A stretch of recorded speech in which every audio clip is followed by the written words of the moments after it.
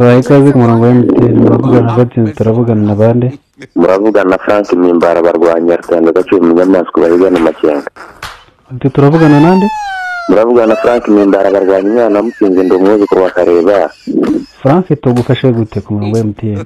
ikibazo nari mfite nagira ngo mu mindure no mibare ikora nk'ibishumuzo bino bikingura banka zanyu butiki nagira ngo mu mindure no mibare ikora nk'ibishumuzo bikingura zino banka zo korayini mwaduhaye urashaka kuvuga serivisi ya mobile money Gondra tabara kimaze wamenya ngaho bayimuhinda iyi mobile money hanyuma tugufashe wiki nagira ngo mu mindure iyo mibare mindureho nandike mu kigambo Gondra aricyo nzajya nkoresha nk'igishumurozo buti nagira ngo mu mindure iyo mibare nandike mu kigambo Gondra fu aricyo nzajya nkoresha nk'igishumurozo nyingura iyo banka ko ira mibare abantu benshi barayifata mu cyo bakanyiba hanyuma Frank icyo nakubwira umubare wa gatanu ufite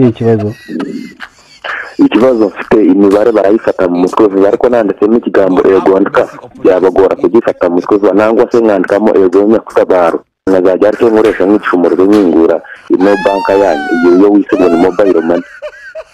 iby'ibigambo ntabwo bikunda ukora imibare ariko twari ubaye umuhinda wakomeza ukazira inyenda ukankundira nkahindura iyo mibare nkandikamo ikigambo Gondra nangwa se nkandikamo ikigambo Nyakutabaro nicyo kiremereye abantu bakapfa gufata mu mutwe gusa hari ikindi kibazo wari ufite twagufasha ku murongo wa MTN twagufasha Frank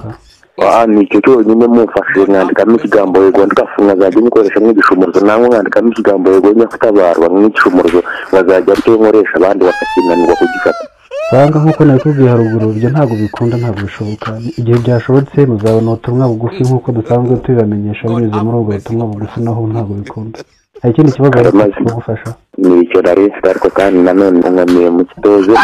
mwakoze guhamagara ku murongo wa MTN